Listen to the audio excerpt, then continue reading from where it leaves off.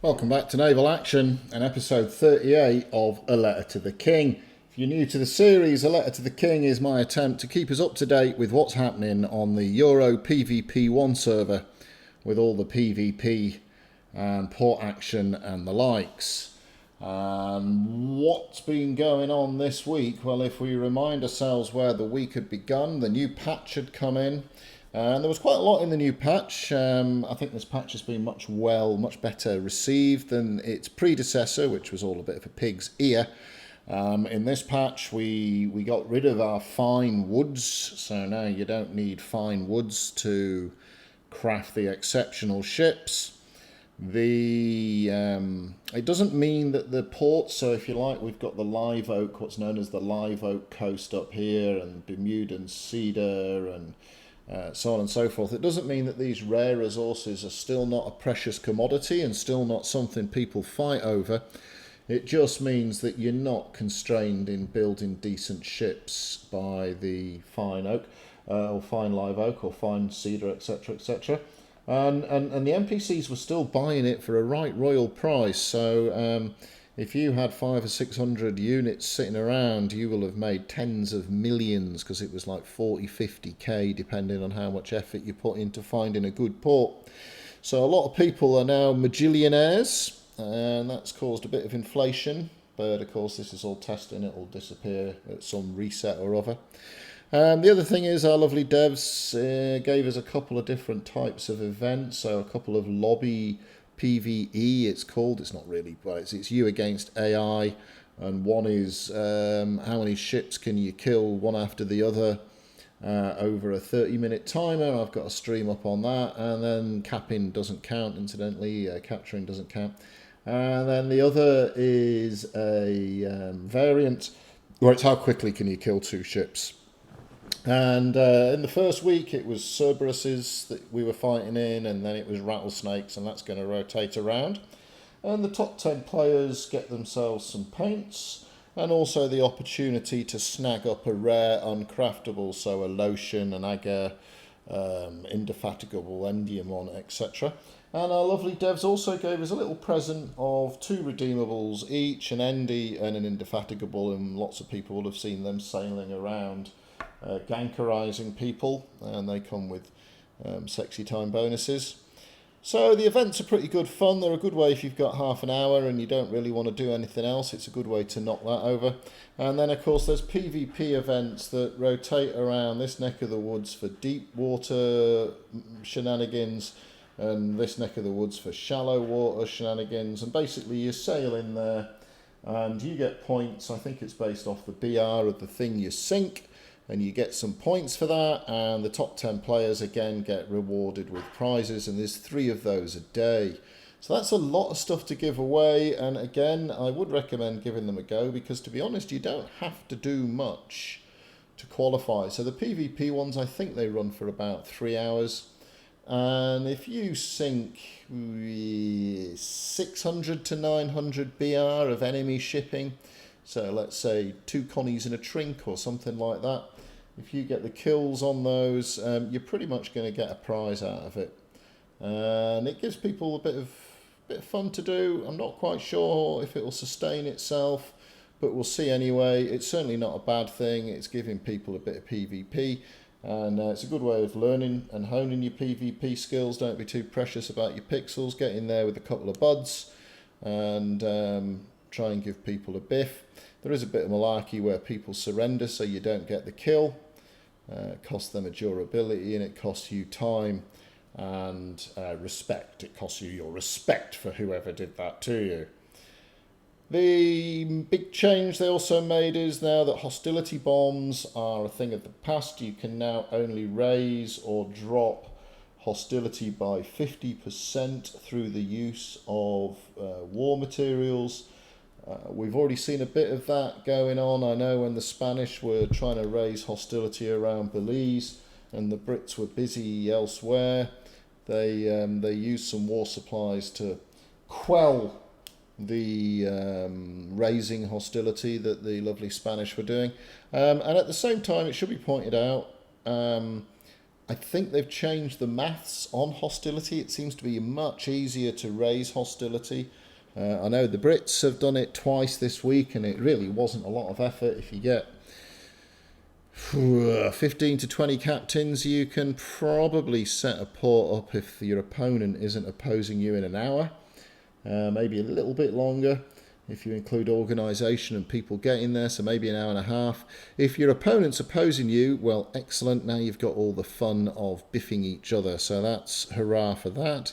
And probably, or from memory at least, the other big change that's been put in the game is you can now have a ship towed from one port that you hold to another port that you hold. And fundamentally, towing is a slow burning teleport of the ship for you. You can teleport as many ships as you want. I'm not quite sure how it manages full ports. I've not done it to a full port. And basically the ship magic teleports at shutdown. So if you do it in the middle of the day, you will have to wait for shutdown for that ship to move. I don't know if it's going to get any more sophisticated than that. For those of us in the Aussie time zone, of course, that means we pretty much have to wait 23 hours for a tow, unless you're a tragic like yours truly who wakes up before work to move any ships around that he needs moving around. Biffo-wise, last week we had some cracking battles all along the coast here. There was the Scepter Bomb, but not a single port changed hands. So there was 11 port battles last week, and they really were at every point of the compass. But nothing, and the middle of the compass, but nothing changed hands. It was a defender's delight, something that many of us hoped would disappear with the new patch, but the land imports didn't occur, neither did raids.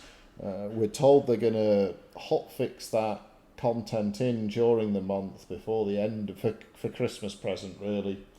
So it's carry on port battling at the moment using the existing system. There weren't as many port battles this week as there were after the amazing Scepter Bomb. So let's have a look at what happened this week.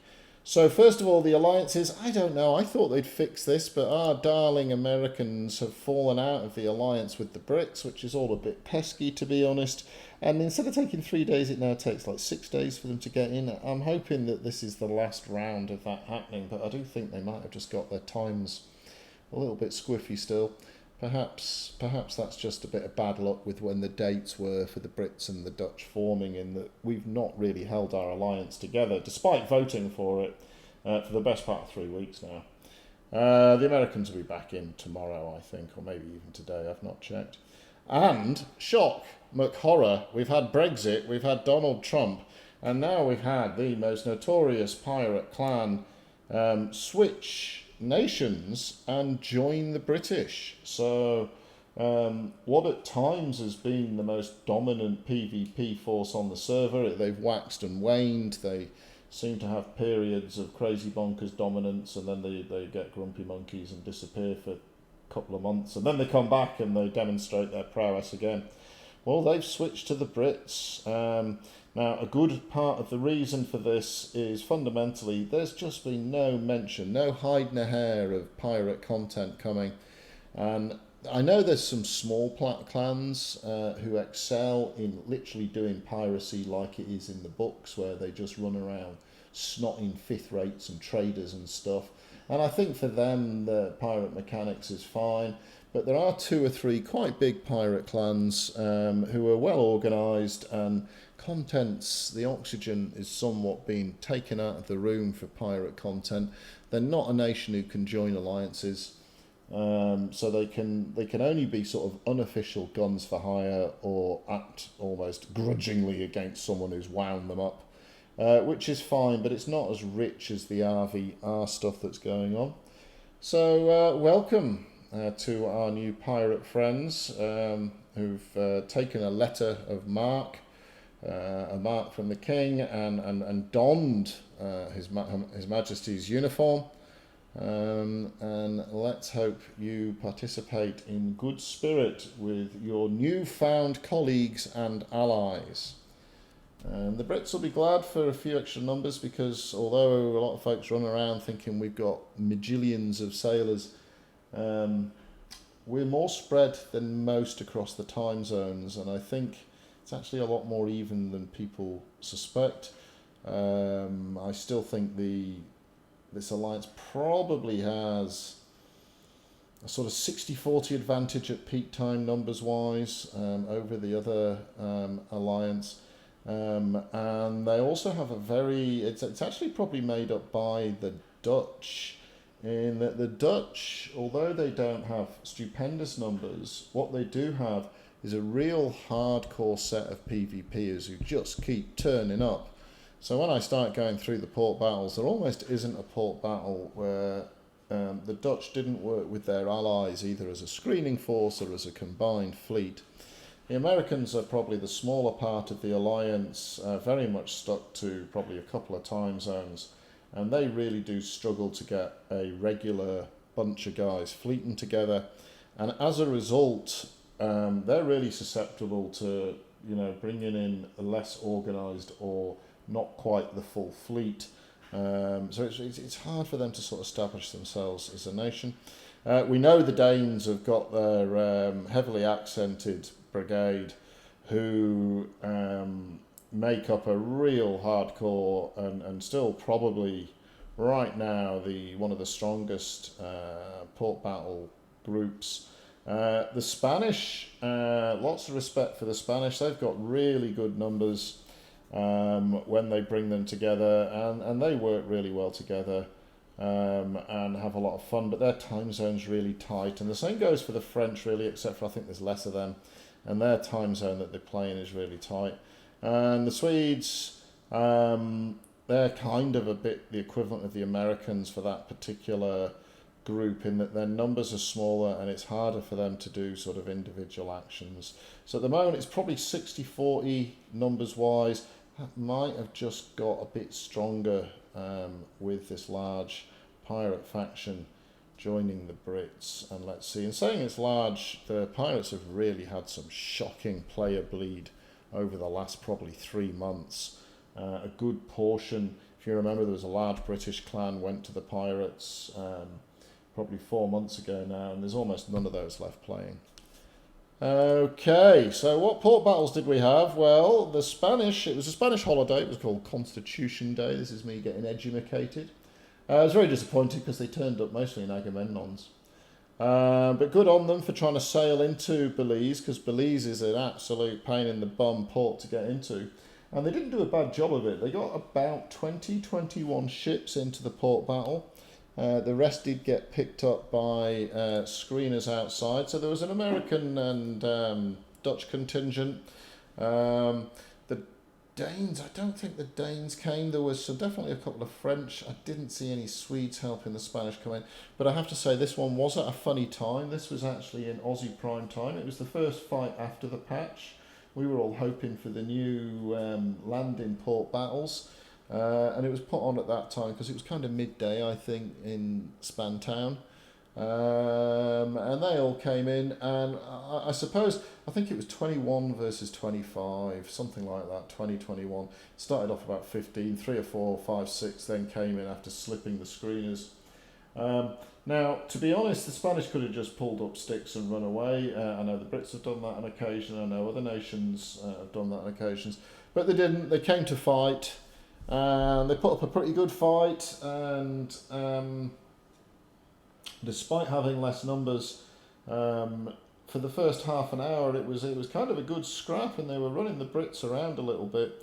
But then eventually, just the numbers that the Brits could bring to bear, just the higher amount of cannon fire that was taking place, began to whittle the Spanish fleet down until eventually. You get that, as I mentioned in last week's letter to the King, you get that sort of domino effect where once you lose 3 or 4 ships, almost every little skirmish in a port battle is then left uneven, as it were. So everything's a 5-on-4 or a 6-on-4 or a 2-on-1.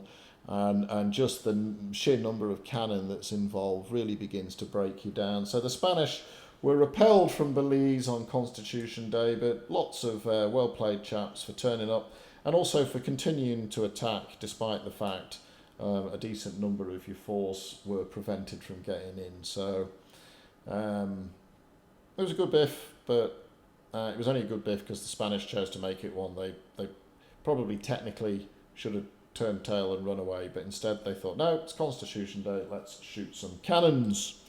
The next was an attack on the Windward Islands. Now, this was actually a port bomb from our lovely Danish friends.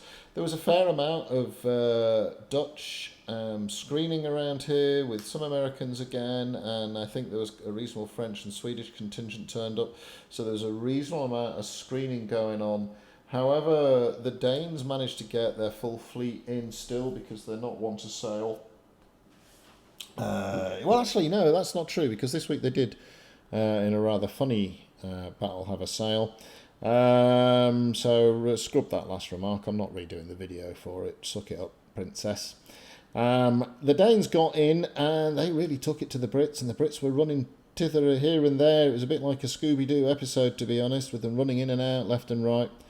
But the British did the right thing, and when they realised that the battle wasn't looking too chipper for them after the initial passes, there was those sort of 2 or 3 sorties where you go past each other and exchange, then the Brits did the very frustrating thing of moving to plan beta and pretty much just kiting the Danes through to the end of the port battle. It'll be interesting to see what sort of tactics we can get when we have to hold contest zones inside a port battle. But after a pretty good start to the battle, the Danes were eventually not able to sink enough British shipping and were vanquished, so a nether defence was achieved. And then probably the surprise of the week, the British actually were just having some fun of a day, ganking around St. Lucie, and the French quite often overreact to a bit of ganking and turn up in crazy bonkers numbers, and then just smash the pants off anybody who's ganking in that area. But in this one, they didn't do that, and it was to their cost, because inadvertently the Brits noticed they were getting the hostility up, and this was probably because you get all these extra points now. I think it might be BR based perhaps. And there was a reasonable amount of ganky PvP going on, and that of course confers bonuses. And so the Brits called on a few more captains and basically pushed St. Lucie into a contested port battle. And then probably some of the best fleeting I've seen for a long time. So the British headed out, and this was an interesting one, just so you know. So most of the British action over the last 2 months has been dominated probably by 2 clans doing the organisation and pretty much dictating the way. They've worked obviously with their Dutch and American colleagues in this, but a couple of the other, and I'm not going to say big or small, but just a couple of the other clans who probably haven't led the attacks. They've certainly been involved. They were key. These other clans were key clans on the sector bomb day at defending ports, but they haven't sort of led battles and really gripped the reins. They said, "Oi, can we have a crack at leading this?" So it was a much more mixed British fleet going in, but it had 2 fantastic screening fleets with first rates in them, so real composite fleets. And they met huge numbers of French, Swedes and Danes outside St. Lucie. And probably as much fun that was had in the port was had outside the port. There was at least 1 50-ship battle, and I suspect it was more than 50 ships. And there was also other sort of skirmishes, 12 on 8 and 10 on 6. A few people have uploaded videos from those, and they're well worth hunting down. And everybody who fought in the screening battles basically reported great fun was had. And this is really why I'm a big fan of this. If there's only that 1 or 2 port battles on a day, some of the screening action is far more fluid fun with real mixed ship compositions. And there was probably 3 or 4 first rates on either side in some of these big screening battles. The battle inside itself was a bit interesting because it was far more of a sort of community managed affair. Pretty much instigated by one of the guys who does a lot of streaming or videos for the Brits. And initially it looked like the French were just going to do the sail mashing and then just kite you around. And then I don't know if it was a mistake. I don't know if it was just a plan that went wrong. But about 15-20 minutes, I've got a video of this battle loaded up. You'll see that the French tack through the wind to head back to the towers.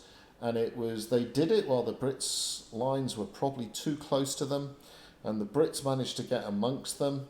The French still had a lot of ships with chain loaded, so the opening 2 or 3 rounds of cannon fire really didn't go their way, and it turned into a proper pell-mell, a real messy scrap. There was probably 3 different sort of theatres of combat going on, like a southern, middle and a northern set of skirmishes going on. Because the Brits were prosecuting the attack, and this always happens, you've seen this when the Danes are doing it, because the Brits were prosecuting the attack, they were more aggressively hunting ships down, whereas the French were trying to stay alive, and that's kind of a bad mentality in a battle. There was some hilarious incidents. There was one French guy, he's one of the sort of clan leads. He was in terrible state, but he managed to capture a ship while he was on fire. The old ship then exploded, knobbling a couple of other British ships, and then the ship he was in exploded. So I think he sort of died twice and killed 3 people doing it. It was like a double suicide bomb, if such a thing could exist. It was a strange battle in that probably at about the 45-minute mark, if you'd have looked at the scoreboard, you'd have thought the French were going to defend it. I think they'd sunk 3 Brits for 2 French. But then if you went through, and again I do this on the video I've uploaded of the port battle, as you start going through the ships, you realise there's probably half the French fleet that was 1 broadside away from death. And although the Brits had a lot of tatty sails, the French had sort of got too close into the maw of the battle. And as a result, you'll see in the last 25 minutes, probably the best part of half the French fleet is sunk. And in the end, 2/3 of the French fleet were left on the bottom of St. Lucie. And St. Lucie's a big port for the French to lose. I'm sure they'll be taking it back in the next week or so, or certainly having a jolly good crack at it, because it is the silver and copper port right next to their capital. So it is literally right next to their capital. So huge effort by all the forces on both sides. I'm only showing the 2 icons here, but everybody was involved in the port battle and the skirmishes that went outside. And much to our surprise, we captured St. Lucie. And probably one of my favourite things in there, I mean, I know there was a couple of guys in with the Brits and it was their first port battle. I know one of them, he got, I don't know, it was a kill and 6 assists or something. I'm sure a few of the French captains know they could have done better, but at the same time, the French haven't really been involved in a lot of line ship battles.